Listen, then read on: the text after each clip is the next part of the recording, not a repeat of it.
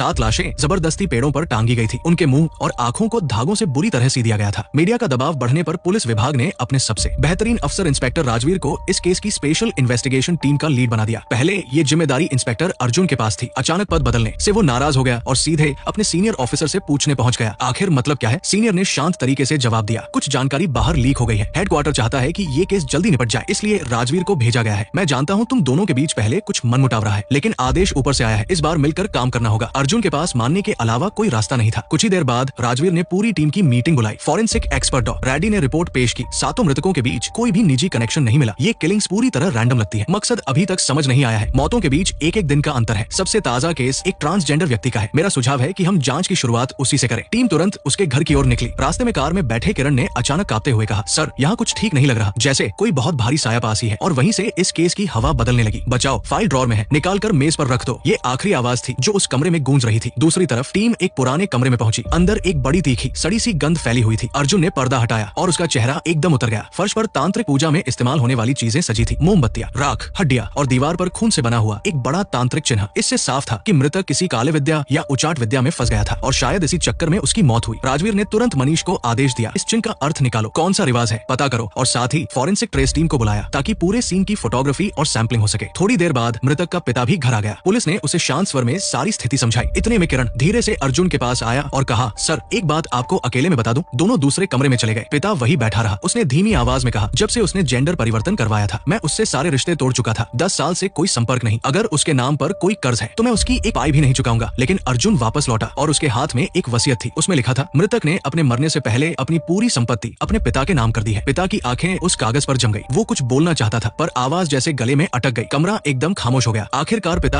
अपने आंसू रोक नहीं पाए। बेटे के चले जाने के बाद ही उन्हें समझ आया कि वो उनसे सच में क्या चाहता था, सिर्फ एक रिश्ते की स्वीकृति। थोड़ी देर बाद अर्जुन और किरण घर से निकलने लगे। गाड़ी के पास पहुंचते ही किरण अचानक रुक गया। उसने बालकनी की ओर घूरना शुरू कर दिया। आंखें बिल्कुल खाली, जैसे किसी ने उसे जकड़ लिया हो। चेहरे पर सिर्फ डर था, बहुत गहरा डर। अर्जुन की तेज आवाज ने उसे होश में लौटाया। दोनों गाड़ी में बैठे। रास्ते में अर्जुन ने उसे पूछ लिया, तुझे पता कैसे चला वसीयत कहाँ रखी है? किरण कुछ पल चुप रहा, फिर धीमे स्वर में बोला, उसने खुद बताया। अर्जुन चौंक गया, कौन? वो एक मरा हुआ इंसान बोल कैसे सकता है? किरण ने नजरें हटा ली। आप मानेंगे नहीं, इसलिए छोड़िए, रहने दीजिए, वो बात बदल देता है। बात धीरे धीरे पुराने समय पर चली जाती है। अर्जुन और राजवीर कभी सबसे अच्छे साथी हुआ करते थे, पर एक केस में दोनों की राय बुरी तरह टकरा गई। राजवीर ने बिना पूरी जांच के एक संदिग्ध को अपराधी घोषित कर दिया, सिर्फ केस जल्दी खत्म करने के लिए। अर्जुन ये बर्दाश्त नहीं कर सका और दोनों के बीच लड़ाई तक हो गई। उसी दिन से उनके रास्ते अलग हो गए। आज फिर साथ काम करना मजबूरी है, चाहत नहीं। उधर फॉरेंसिक एक्सपर्ट डॉक्टर रेड्डी पुराने केस फाइलें खंगाल रहे थे। अचानक उन्हें एक 5 साल पुराना केस मिल जाता है। ठीक इसी तरह की हत्या। मृतक के मुंह और आंखें सिल दी गई थी, बिल्कुल अभी वाले केस की तरह। कहानी अब सीधी नहीं रही। ये 2 हत्याएं शायद एक ही हाथ की थी। अब ये लगभग तय हो चुका था कि ये सीरियल किलिंग केस है। उसी रात अर्जुन और किरण घर लौट आए। किरण काफी देर तक चुप बैठा रहा, फिर आखिरकार उसने हिम्मत करके सब बता दिया। उसने कहा, मैंने मृतक के बालकनी पर एक आत्मा देखी थी। वो कुछ कहना चाहती थी, लेकिन आपके पास आते ही गायब हो गई। मुझे लगता है वो आपसे डर रही थी। अर्जुन हैरान था, मुझसे क्यों? किरण बोला, आपके आसपास एक बहुत शक्तिशाली आत्मा है, एक तरह का रक्षक, और आपकी बाजू पर जो टाइगर टैटू है वो भी सुरक्षा देता है, इसीलिए वो आत्मा पास नहीं आई। अर्जुन ने लंबी सांस ली। किरण, ये सब तुम्हारा भ्रम है, कोई भूत प्रेत नहीं होते। उसी समय डॉक्टर रेड्डी अपने असिस्टेंट अंकित के साथ आ गए। उन्होंने अपनी नई रिपोर्ट अर्जुन को दिखाई। सबूतों को मिलाकर अर्जुन को शक होने लगा कि ये हत्याएं किसी धार्मिक तांत्रिक अनुष्ठान का हिस्सा हो सकती है। किरण ने धीरे से कहा, मैंने ऐसा अनुष्ठान पहले भी देखा है, 15 साल पहले, जैसे बड़े मंदिर में ठीक 7 लाशें मिली थी। वहाँ के एक बुजुर्ग साधु ने बताया था, ये भूत भक्षक पूजा होती है, जिसमें आत्माओं को जिंदा रखने के लिए इंसानी दिमाग की बलि दी जाती है, और जिसने ये पूजा देख ली उसकी आत्मा भी खतरे में पड़ जाती है। किरण भले दूर खड़ा रहा था, पर उसने साफ देखा था, उनकी भी आंखें और मुंह सिल दिए गए थे और दीवार पर यही वाला तांत्रिक चिन्ह था। अर्जुन ने तुरंत अपना फोन निकाला, गैलरी खोली और कहा, रुको, तुम ये वाला चिन्ह बोल रहे थे? यही? हाँ, वही निशान था, बिल्कुल जमीन पर इसी तरह बना हुआ। किरण ने धीमी आवाज में कहा। अर्जुन को उस साधु की बात याद आ गई। वो आत्माओं को बुलाने वाला चिन्ह है। कमरे में कुछ पल के लिए सन्नाटा छा गया। सबके चेहरों पर डर और बेचैनी साफ दिख रही थी। अगले दिन अर्जुन ने फैसला किया कि किरण को अपने साथ ही रखना होगा। वो इकलौता प्रत्यक्षदर्शी था और कई बार उसकी बातें सच साबित हुई थी। सबसे बड़ी बात, अर्जुन को डर था कि राजवीर कहीं जल्दी केस बंद करने के चक्कर में किरण को बलि का बकरा ना बना दे। अर्जुन नहीं चाहता था कि 2 साल पुरानी वही गलती दोबारा हो। दोनों पुलिस मुख्यालय लौट आए। मनीष की जांच से पता चला कि 5 साल पहले चियांग माई में भी यही तरह की हत्याएं हुई थी और 10 साल पहले पन्या में भी बिल्कुल ऐसी ही घटना दर्ज है। किरण द्वारा देखे गए पुराने केस को भी जोड़ने पर एक पैटर्न सामने आया। हर 5 साल में 7 लोगों की सामूहिक हत्या, मगर अब तक ये साफ नहीं था कि कातिल ये सब क्यों कर रहा है। अर्जुन ने मनीष को आदेश दिया, पिछले दोनों मामलों की पूरी डिटेल निकालो, किसने जांच की थी, क्या क्या पाया गया था, सब कुछ। फिर वो राजवीर के पास रिपोर्ट देने पहुंचा, लेकिन राजवीर पहले से ही दबाव में था। सोशल मीडिया की सुर्खियां, झूठी खबरें, उसे डर था कि मामला हाथ से निकल जाएगा, इसलिए उसने किरण को अस्थायी संदिग्ध घोषित करने का फैसला कर लिया। अर्जुन ने जोर देकर कहा, डीएनए, खून के नमूने, मौके के सबूत सब साफ बता रहे हैं कि किरण निर्दोष है। तुम बस फिर वही कर रहे हो जो पहले किया दिया था। राजवीर की आवाज ठंडी थी। अनुभव कहता है सबसे करीब वाला ही सबसे खतरनाक होता है। और इस समय किरण को इस बात का जरा सा भी अंदाजा नहीं था कि उसकी जिंदगी अचानक उलटने वाली है। अब सवाल सिर्फ एक है, अर्जुन उसे कैसे बचाएगा और असली कातिल कौन है।